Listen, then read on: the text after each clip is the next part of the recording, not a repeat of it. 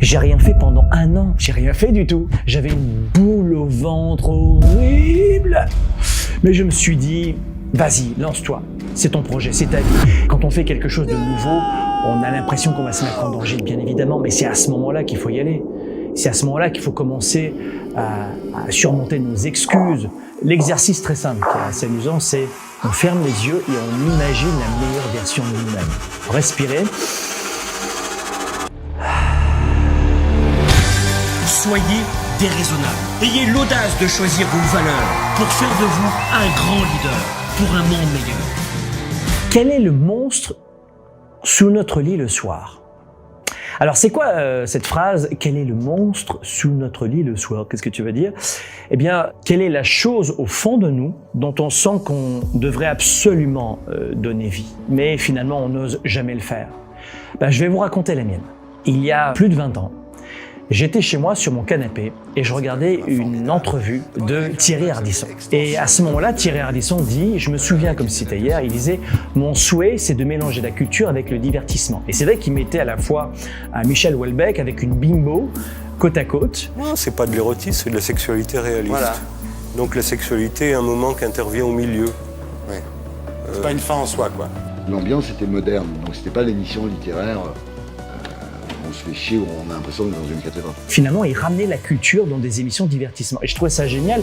Et ça a complètement fait un déclic chez moi. Juste cette phrase. Et je me suis dit, mais pourquoi ne pas importer en Europe francophone le style de coaching qui est génial, qui est le principe de coaching de groupe à large audience avec le concept d'edu-entertainment, c'est-à-dire d'éducation et de divertissement, avec une forme de coaching très à l'américaine qui existait beaucoup en Amérique du Nord, c'est-à-dire qu'une forme très vivante dans des grandes salles.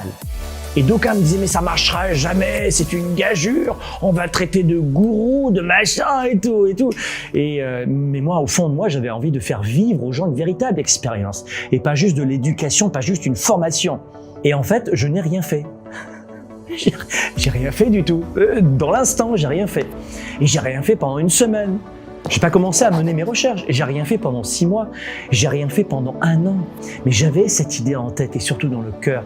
Mais je n'arrivais pas à passer à l'action parce que j'avais ces mauvaises voix. Ça ne t'y arrivera pas, c'est pas possible. Parce que j'avais peur, c'est ça la vérité.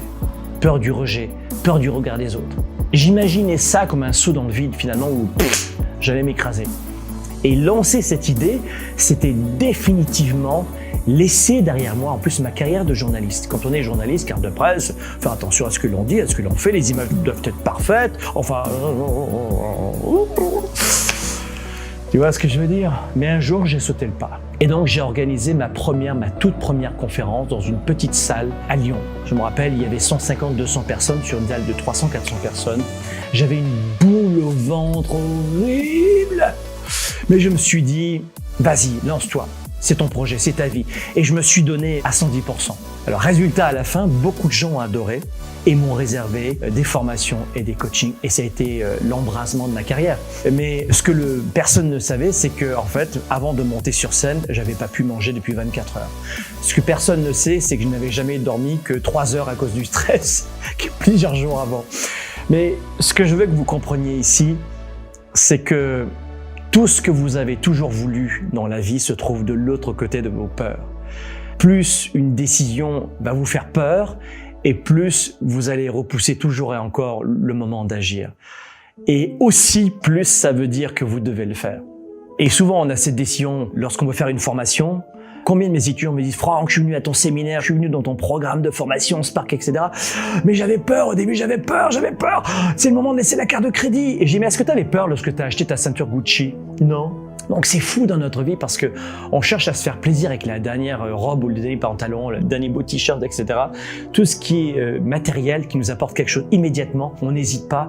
Et quand on veut travailler sur nous-mêmes, c'est culturel, c'est beaucoup plus difficile de se dire « Ah, je vais mettre un petit peu de temps. Ah non, j'ai pas envie de mettre du temps à faire ça. » C'est vrai que c'est plus facile à dire qu'à faire.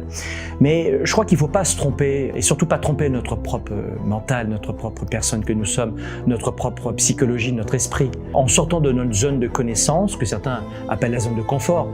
Avoir un cancer, c'est pas confortable. Donc j'appelle plutôt une zone de connaissance. On est dans une zone de connaissance, je fume, ça m'apporte du plaisir. Voilà, c'est une zone de connaissance. C'est pas confortable, c'est une zone de connaissance. Plus on sort de notre zone de connaissance, et plus notre cerveau va rentrer en état d'alerte. Quand on fait quelque chose de nouveau, on a l'impression qu'on va se mettre en danger, bien évidemment, mais c'est à ce moment-là qu'il faut y aller. C'est à ce moment-là qu'il faut commencer à surmonter nos excuses. Parce que quand c'est difficile, alors là, on va être super créatif et créative pour trouver plein d'excuses pour ne pas faire, pour ne pas agir. Moi, je crois que c'est le plus grand danger de l'être humain. C'est de mettre son énergie à trouver des excuses. Mais à ce moment-là, ces excuses ne sont qu'illusions. Donc cet état d'alerte est activé uniquement parce que nous sommes dans une situation inhabituelle, inconfortable, et il faut s'y habituer, il faut être confortable dans l'inconfortable finalement. De vous dire, c'est une situation inhabituelle, mais c'est pas forcément une situation dangereuse, je vais pas mourir. Donc notre esprit, on doit le savoir et vous devez le savoir, c'est important, c'est qu'il va vous empêcher en général d'agir lorsque c'est nouveau pour lui. En plus, ça consomme beaucoup d'énergie, le cerveau consomme 20% de l'énergie du corps, c'est un truc de fou. En réutilisant les mêmes connexions synaptiques, il va réutiliser cela pour économiser de l'énergie. Donc ce qu'on veut, c'est que notre esprit ne soit pas là-dedans, parce qu'il va toujours nous empêcher d'agir, même quand c'est pour notre bien. Alors, au lieu de fuir la peur, il faut lui courir après, il faut valser avec la peur. Et tout le monde ressent une peur à un moment donné.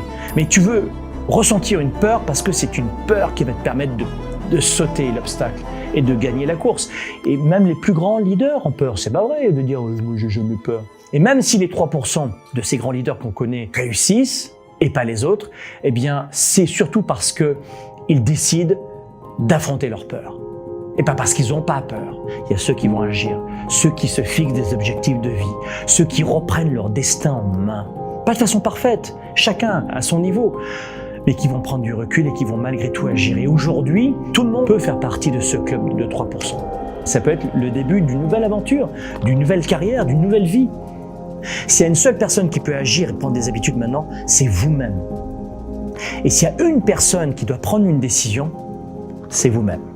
S'il y a une seule personne qui peut changer votre vie, vraiment, c'est vous-même. L'exercice très simple, qui est assez amusant, c'est on ferme les yeux et on imagine la meilleure version de nous-mêmes. Respirez. Moi, idéal, c'est quoi? Moi, sans contrainte. Moi, si j'avais une baguette magique. Moi, quoi?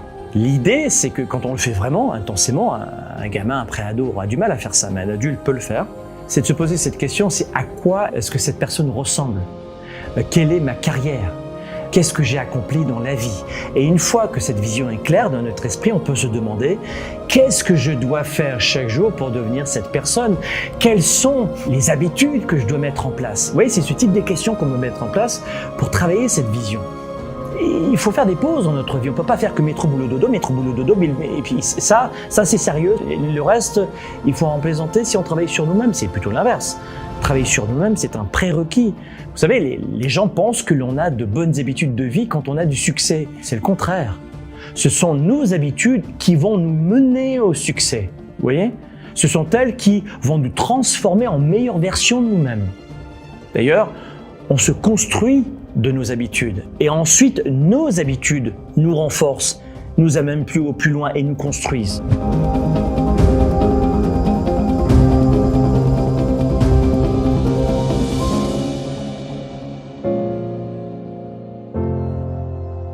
Quel nouveau temps fort juste derrière moi, Miami Beach, Floride, avec un très beau soleil en ce moment pour ce feedback de vidéo, et j'espère que justement tu as aimé ce temps fort qui t'a gorgé d'énergie et provoqué peut-être de multiples étincelles qui à ton tour peut-être vont te permettre de mettre en œuvre de vrais changements dans ta vie. D'ailleurs, n'hésite pas à partager cette vidéo à tes proches, ta famille, ta communauté, parce qu'elle va aider plus d'une personne.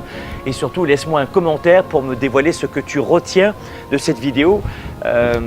Tous les commentaires sont importants pour moi, j'adore les lire parce qu'ils me permettent de comprendre quels sont à chacune vos défis. Alors si à ton tour maintenant, tu veux vivre ta vie à 110%, vivre avec passion, ta vie personnelle comme professionnelle, eh bien tu l'auras compris aussi dans cette vidéo. Il te faut développer une vision, une riche créativité, être patient, persévérant, passer à l'action et toujours au chapitre attitude et mental, il te faut surtout développer une forte et une saine confiance en toi. Affaires, carrière, santé, couple, amis, relations en tout genre, travail, argent, quoi que tu fasses, la confiance, c'est la porte d'entrée, c'est la fondation principale.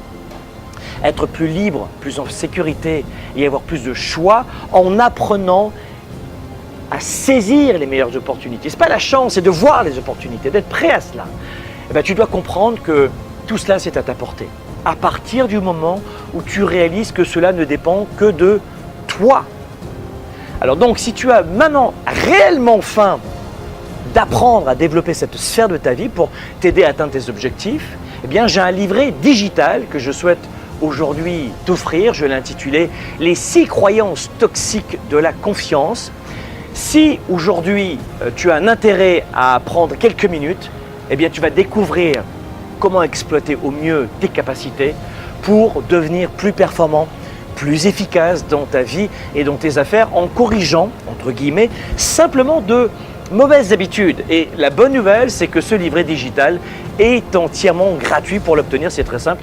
Tu as juste à cliquer sur le bouton qui apparaît juste là et à le lire. Bonne lecture, à très bientôt.